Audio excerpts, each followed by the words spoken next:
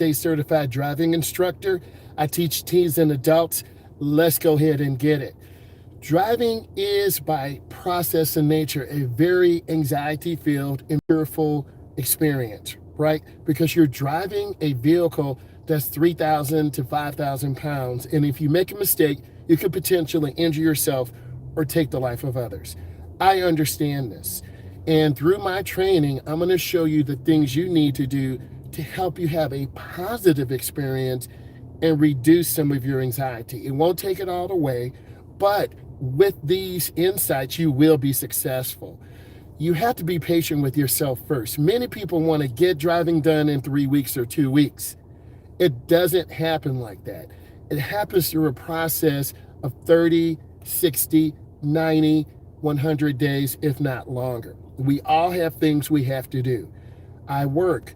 I'm a school teacher. I coach. I'm on social media. You have to take the time out of your day to analyze and assess where you are. It's really proper visualization. You need to visualize yourself in the car. So when I get my students, I have them first sit in the car to make sure they feel comfortable. If you don't visualize yourself in the car and you don't think about what you're doing, it won't ever happen. So I want to get you in the car. I'm going to have you adjust your seat. I want a slight bend in your legs and a slight bend in your arms. You should have a 90-degree, and I want you to feel comfortable. You want to put your left foot to your dad pedal. Your dad pedal is all the way on the left. It's either called a rest pedal or dad pedal. These are some of the tips you can use on your knowledge test, so you need to listen. We're not driving a manual. Manuals are used all over the world, but we're here in the United States. So left foot goes to the dad pedal, your right foot rests on the floor, and you want to pivot your right foot between the gas and the brake so you can have leverage on the pedal. You also want to have thin sole shoes on. This would allow you to squeeze the pedal very easily. You want to use the ball of your foot. You do not want to wear really thick sole shoes. Old Nikes, no shade on Nike. Old gym shoes that get really hard after 4 or 5 or 6 years. Converse are a good shoe. Crocs are a good shoe. I'm not sponsored by them, but those allow you to pivot your foot, feel the gas, and brake. That is extremely important, and good instructors will tell you or give you suggestions on the shoes you should wear. Next, you do not want a person yelling at you or screaming at you. All that's going to do is make you have more anxiety, and that's the last thing I want as your instructor, is you have anxiety and you have nervousness, because you're going to lock up on the wheel. You're going to grab this wheel and lock up on it and freak out. I don't want that to happen. I want you comfortable. Next, your instructor must be taking you into neighborhoods, low traffic areas to allow you to feel comfortable and reduce that anxiety, reduce the nervousness. If this is bringing you value, give it a thumbs up. If this is bringing you value, you must subscribe, because I go live at least 3 or 4 times a day, and I want you to feel comfortable as I take you through your journey of driving. Your instructor should be taking you into neighborhoods. You need to make 12 right turns, hand over hand into the turn, hand over hand out. You need to make 12 left turns, hand over hand in, hand over hand out. I will be doing some digital flashcards tonight, this evening, and that link will be up for 24 hours.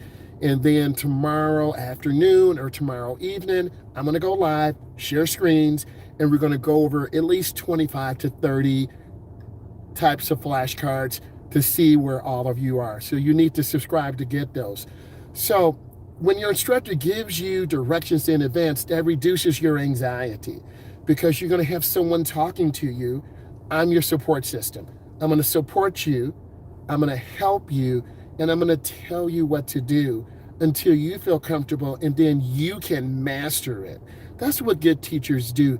You need someone to tell you. You need someone to support you in a supportive way. No one screaming at you, no one hollering at you, no one belittling you. That's the difference between a really caring instructor, a caring person, and someone off the street. You feel me?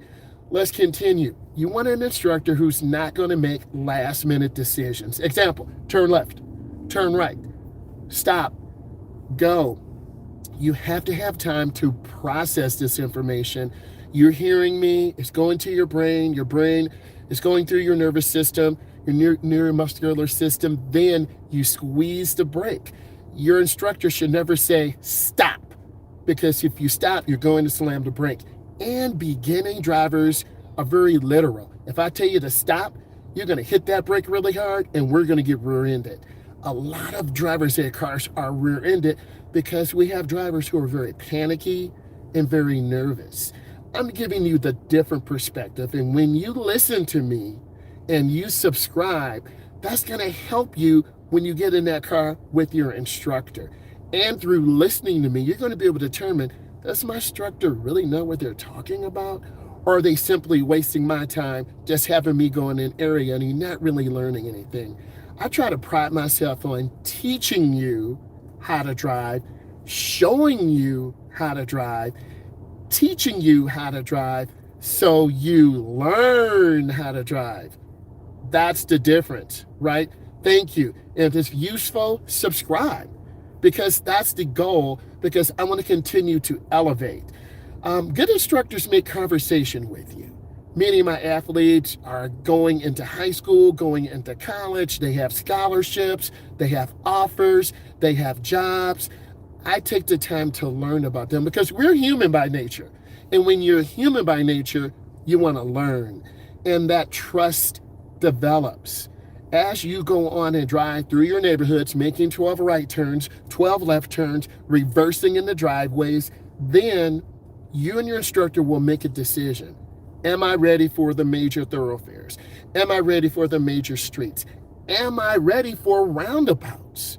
After you and your instructor, he or she, talk and you decide, okay, I'm ready to get onto the road, you will have nervousness, you will have anxiety. I don't want you to squeeze the wheel. Beginning drivers tend to squeeze the wheel and they can't turn. I want to see you relaxed. And my job is to be your driver's ed coach, be your co-pilot, be your psychological coach to get you mentally ready for driving. Many of you who are watching this right now, you can physically drive, but you don't have the background knowledge. You don't understand the physical nature of driving. What do you do in a rainstorm? What do you do on black ice? What do you do in heavy metro traffic? What do you do in heavy rush hour traffic when people are cutting us off? Because beginning drivers drive 10 to 12 under the limit. Now we have people tailgating us, aggressively cutting us off, road raging on us, and we get cut off all the time. I have footage on this and I'll show you. So my job is to surround you with a positive vibe, to support you as you grow to learn to become a defensive driver, because good instructors will teach you to drive. Good instructors will teach you to be a defensive driver. Good instructors will teach you to be aware of your environment. Okay? You need to understand this in order to be successful. Example, I'm in a drive-through area. There are cars coming behind us every 30 seconds, 10 to 30 seconds. If I don't look out of my back window, I'm going to back into someone. I can't rely on a backup camera. You have to turn your head and look over your shoulder. If I don't teach you this, you're going to hit a car. We need to be defensive. We need to understand the environmental changes that are going on. Good instructors use visual demonstrations. For example, demonstrating how you have to sit in the car and understand how you have to adjust your mirrors. You want to frame the rear window in the rear mirror, in the rear window behind me. You want to adjust your left mirror so you see a little bit of the car. You want to adjust your right mirror. Those have to be adjusted.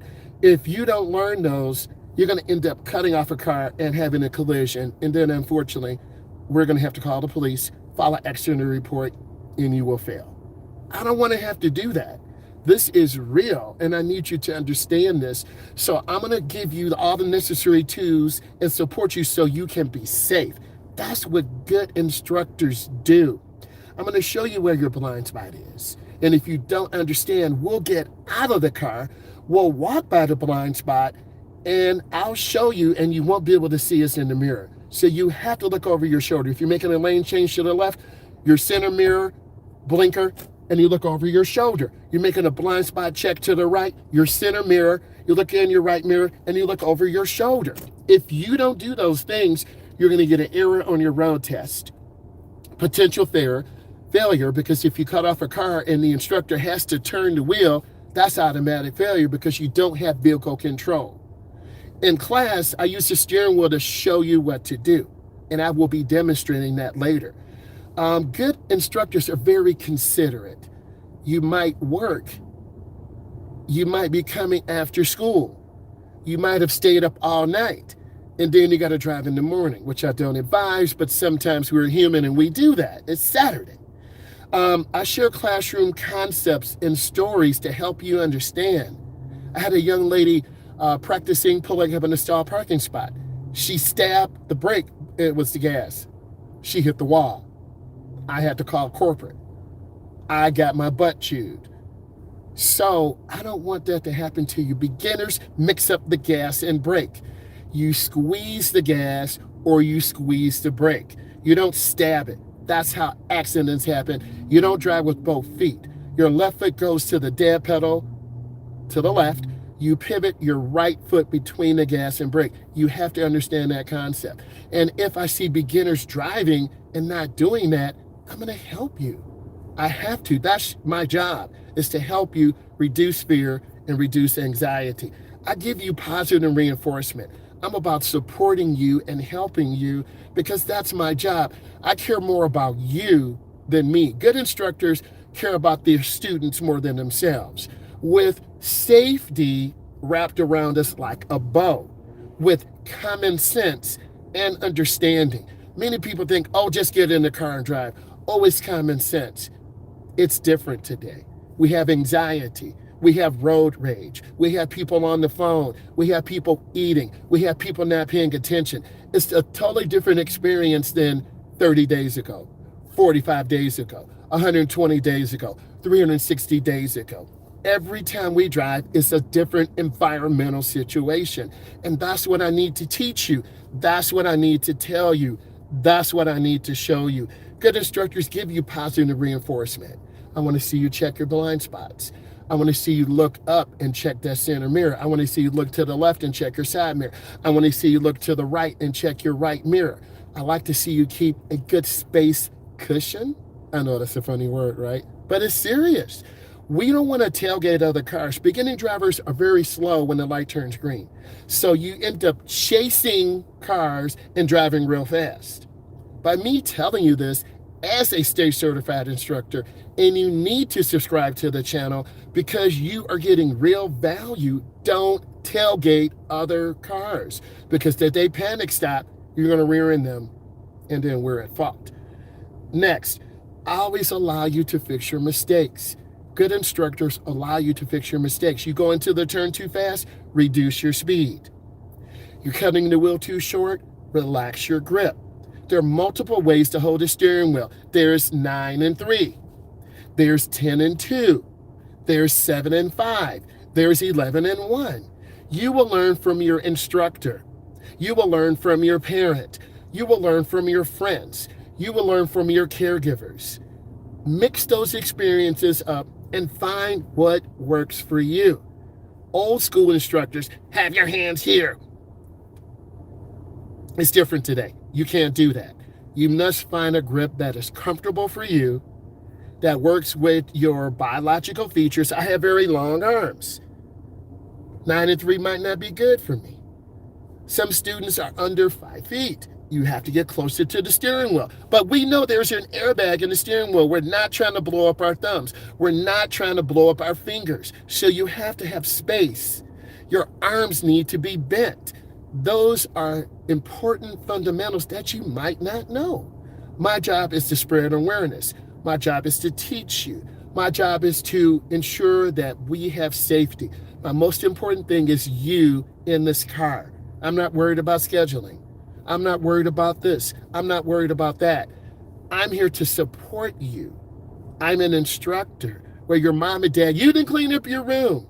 You didn't do your work. You didn't pay this bill. I'm here to listen to you and support you. That's really important. And you're going to say, wow, this guy really cares. I do care. That's why you need to subscribe.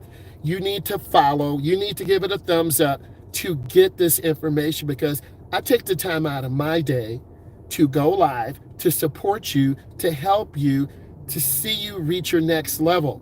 Next, I always want you to fix your mistakes and figure out what you did wrong.